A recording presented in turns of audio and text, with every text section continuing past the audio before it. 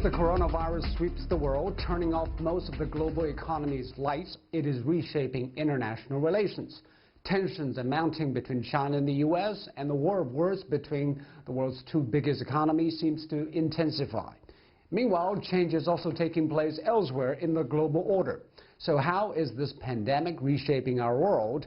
Has it thrown up new problems, reviewed existing ones? And where are China-U.S. relations heading in the post-pandemic world? To talk about these issues and more, I'm pleased to be joined for the first part of the discussion by Professor Yan Xuetong, Dean of the Institute of International Relations of Tsinghua University and Secretary General of the World Peace Forum for the second part.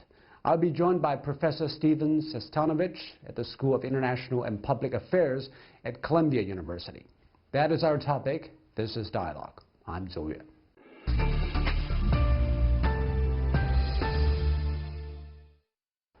So Professor Yan, Henry Kissinger, the former Secretary of State of the U.S., recently wrote an article entitled "The Coronavirus Pandemic Will Forever Alter the World Order." His basic argument that the impact on the health system is temporary, but the impact on world economic and political order will be lasting. I was told you don't agree. Well, first, I think Kissinger's article has a very wide influence and in China and in the U.S.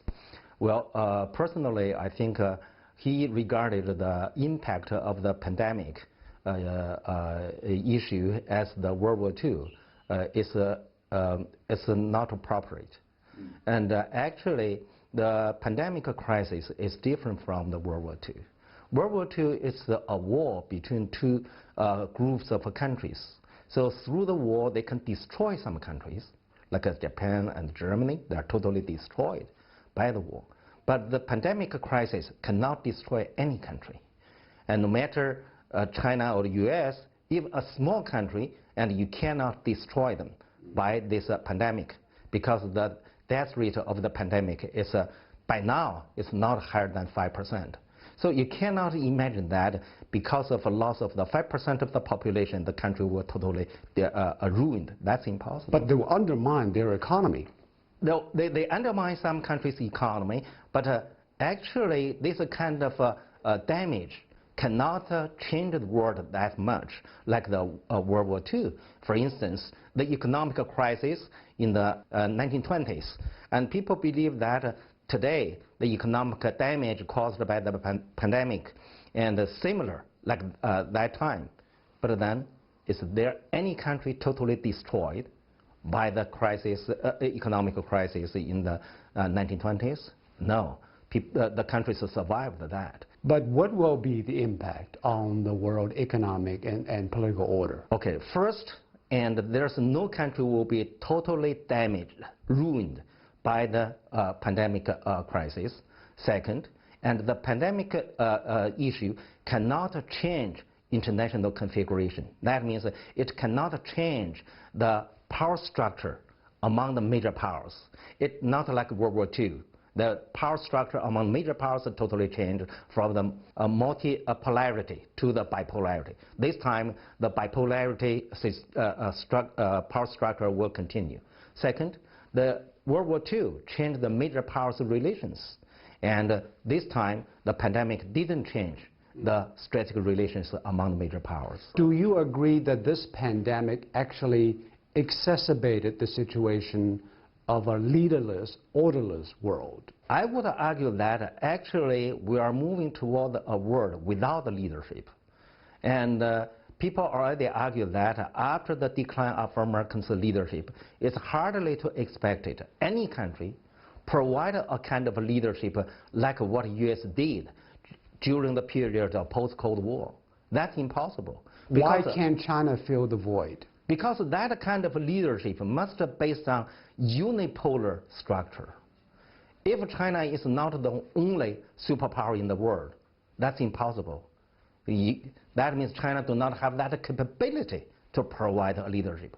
Leadership first based on your capability, and second based on your strategic credibility, and third will based on your skill of the leadership.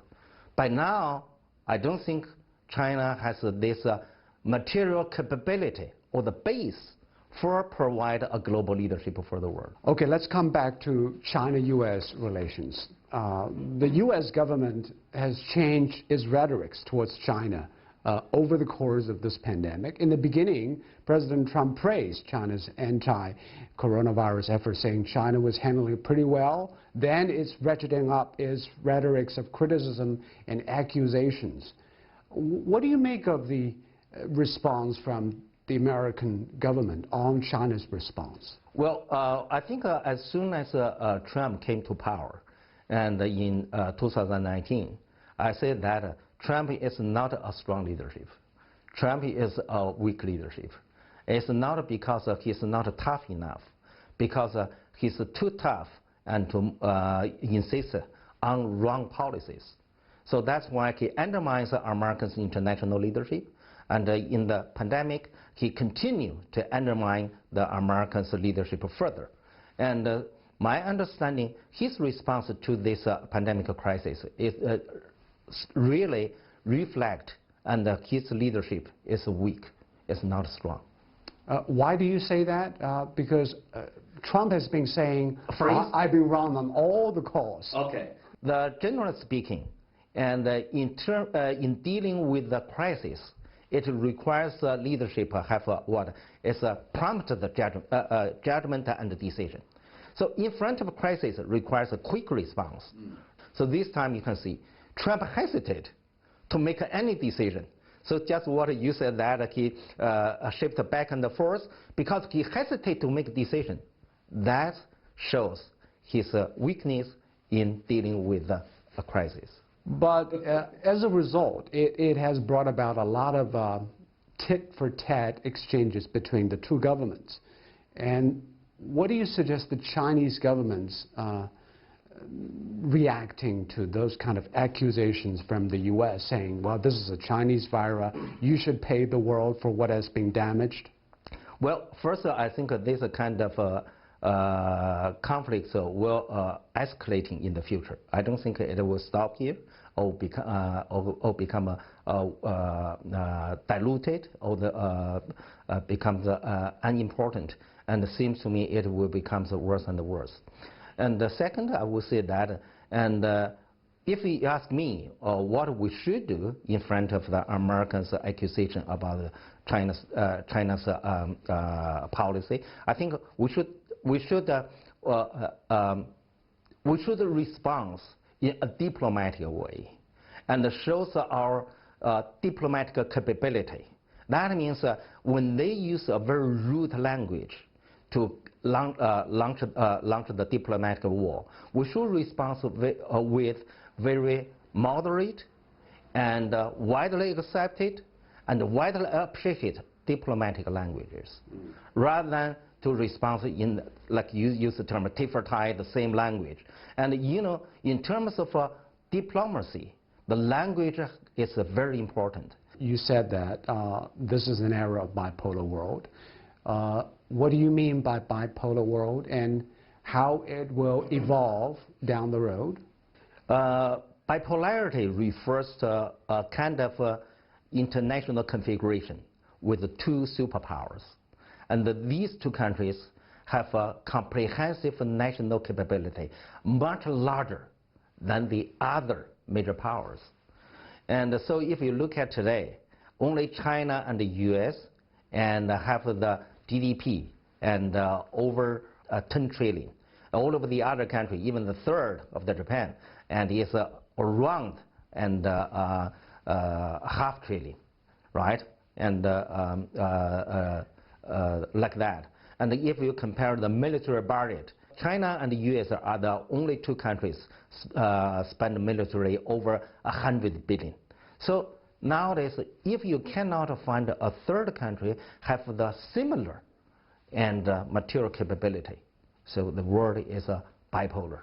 So the trend will continue, and like that, China and the U.S. will narrow their power gap between themselves. Meanwhile, the two countries simultaneously, and enlarge the power gap with the rest of the world. So that's why the bipolar world and is already established. What does it mean for the rest of the world? If they're lagged behind so much, Yeah. will they be choosing sides at last? Exactly. I think this is a very good observation. Because we are moving from the unipolar world into a bipolar world, so all of the other countries will have to taking sides between China or the U.S. But this time, and these countries becomes clever. They no longer taking sides like what they did during the Cold War between U.S. and Soviet Union by ideology. But this time, they taking sides by two sides simultaneously. They're taking sides with China on A issue, meanwhile take the side with the U.S. on the B issue. And the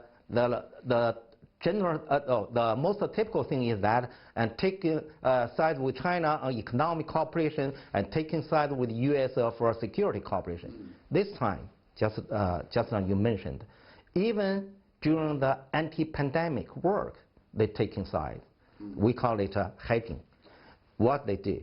And in terms of international cooperation, anti-pandemic, they're taking sides with China. In terms of looking for the responsibility for the resources of the pandemic, they take sides with the U.S. So this kind of hedging strategy becomes very popular. But this pandemic also laid bare the problem of the vulnerability of the two major economies when they're so interdependent on each other. Yeah. Do you think this will accelerate the decoupling of the number one and number two economies? Oh, first, the decoupling started from the 2018, not this year. And the U.S. decoupling policy toward China is a strategic concern. It's not a pandemic concern. And no matter there's a pandemic or not, and the U.S. will continue the policy. That's why we see that even after the pandemic, U.S. continue to set up new sanctions on Chinese the electric communication companies. So what does it mean? It means because China and the U.S. compete in a different age. We call it digital age. In digital age, the national capability and heavily based on digital technology. That means the national wealth mainly generated from the digital economy. National security heavily rests on the cyber security. So both security and wealth closely, directly, and heavily rely on the digital economy. So U.S. decoupling policy with China, mainly on the digital economy, will be the strategic, the national strategy or long-term strategy. It's not a technique used for election or for dealing market or trade war. So that means no matter we have the pandemic or not, no matter Trump is in power or not, and the U.S. will continue this kind of decoupling strategy. So it's very likely we will see two parallel universes, two parallel systems in the future. I cannot say sure, very certain, but I will say it's possible. And America have the GPS. China has a Beidou. The Beidou system will be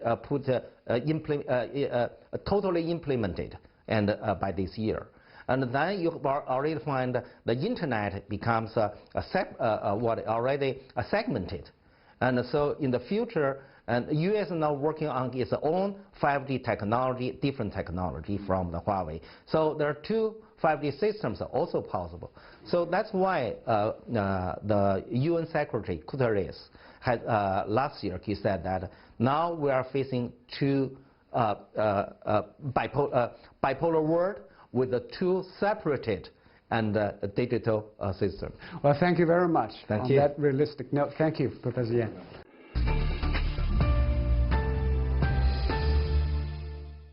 This is a political, an election campaign, and President Trump is very strongly motivated, more strongly motivated than by anything else, by a desire to be reelected. And he thinks that name-calling and blaming China will be effective for him.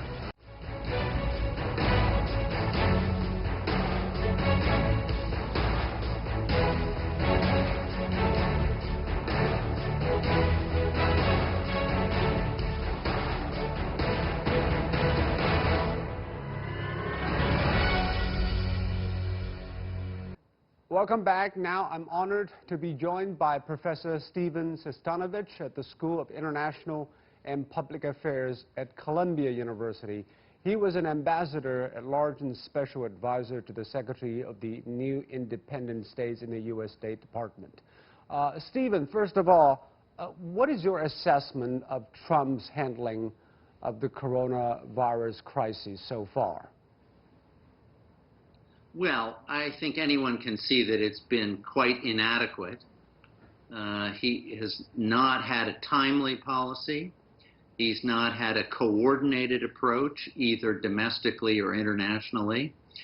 He hasn't had an effective approach, and he hasn't had one that other people can easily comprehend.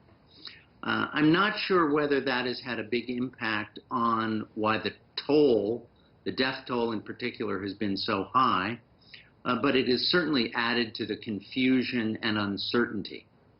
When I talked to Professor Yan Xuetong from Tsinghua, he also mentioned that point. He said, although President Trump looks tough and sounds tough on China, but he was actually a very weak president because he did not dare to make decisive moves, and he shirked responsibility after making any moves. What are your thoughts?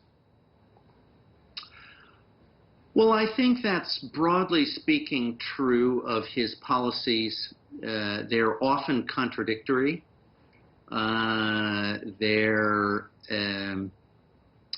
He's very bad at generating support for them. Now, of his policy toward China, I would say that this is true in one respect, that they're not well thought out, they're not very well implemented, or conceived. But I would contrast the policy toward China with other policies in one respect. That is, they've generated more support. And the reason is that there are many concerns that Americans share with President Trump about China's policy. Those concerns have been growing, and it makes it easier for him to get support for a policy that doesn't make very much sense. But instead of focusing on fighting pandemic, which is really important, it seems he and his team has chosen to play up the blame games, and asking China for compensation, criticizing the WHO for being China-centric. In the eyes of many Chinese, these are just cheap shots. Yeah, I can understand that. Look, the president's approach is a combination of total foolishness toward the WHO, for example, of honest criticism, which many Americans share about Chinese transparency on the pandemic, and of something very distinctive to President Trump, which is scapegoating. President Trump is extremely good. It's one of the few things he's really good at, is name-calling and blaming other people. And he has a kind of genius for it, one could even say. We've gotten used to it. Maybe you haven't. We have, but the problem is it good for America? When America should focus all the resources and attention fighting the pandemic, he's diverting public attention away. I completely agree with you. Look, let's understand one thing about the current environment. This is an election campaign, and President Trump is very strongly motivated, more strongly motivated than by anything else, by a desire to be reelected. And he thinks that name-calling and blaming China will be effective for him. And unfortunately, he has issues to work with, many other concerns that other people share about Chinese policy. So this is not a surprise that he's able to and has decided to focus on a way of blaming China so that he doesn't have to take responsibility himself. But by fomenting this kind of rhetoric and spread blame around the world, and the U.S. as well, it seems China-U.S. relations are going to deteriorate. How worried should we about this pandemic might trigger larger scale conflicts even between China and the U.S.? I'm not so worried about a larger scale conflict. I mean, certainly if you mean military conflict, I don't think that will be generated, but I think a lot of distrust and suspicion can be generated. And so the opportunities, the emotional opportunities are very great here. I think in the course of the political campaign, you're likely to see more criticism of China. Get ready for it. I think, though, that when the campaign is over, particularly if you have a Biden administration, they will forge a more thoughtful, comprehensive, and strategic approach to relations with China. But don't you believe the atmosphere? Go ahead. The atmosphere of the election campaign is a particular one that can pass. But during this election cycle, both parties think that it's politically convenient to blame China, and that will result in a toxic environment among the American public against China. Don't you think that's kind of dangerous when it will become a self-fulfilling prophecy? I think there is a risk of this, and governments around the world need to make decisions about how to de-escalate the rhetoric. I think it would be very appropriate for China to take a broader approach, which would signal to other countries that there is not an effort being made to gain any political advantage from this crisis. And Dr. Kissinger, Henry Kissinger, the former head of Secretary of State, warned that the coronavirus will change the current world order. Do you think the pandemic will change the global order? I think it is posing challenges to all major governments and to all societies. Kissinger said that governments need to reach agreement on how to deal with the public health issues. They need to reach agreement on how to deal with the economic issues. And he said more broadly that they need to find principles for cooperation on other issues. Henry Kissinger, you may remember, has said that international order can't just be based on a balance of power. It has to be based on what he called a moral consensus. And I think what he means by that is an understanding of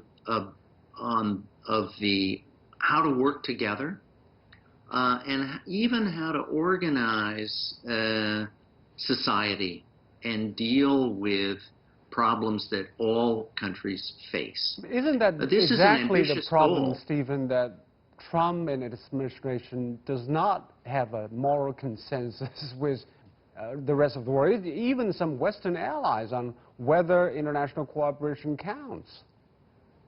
I completely agree with you. And I think that one of the issues that governments have to come to grips with in the course of a crisis like this is whether there are any bedrock principles of cooperation that can be the basis of finding a path out of the crisis. That's for sure, and I think the president doesn't appreciate how much damage he has done to American standing in the world. It has been very severe in the course of 3.5 years of his presidency. But I would have to say that other governments have not always contributed to this, to finding a solution. And as I say, many other Americans share a concern about Chinese policy, so that is something that is not going to be solved simply by removing Trump from the office of president.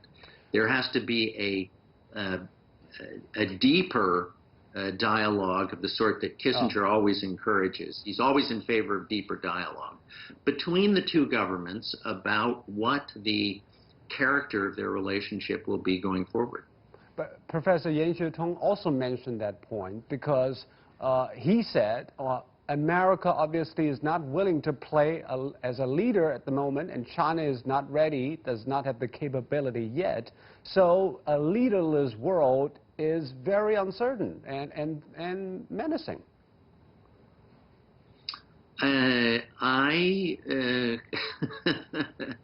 I completely agree with you. I think, this would not be true in the same way under any other American president. As I said, I don't think the president is aware of how much damage he has done to America's standing.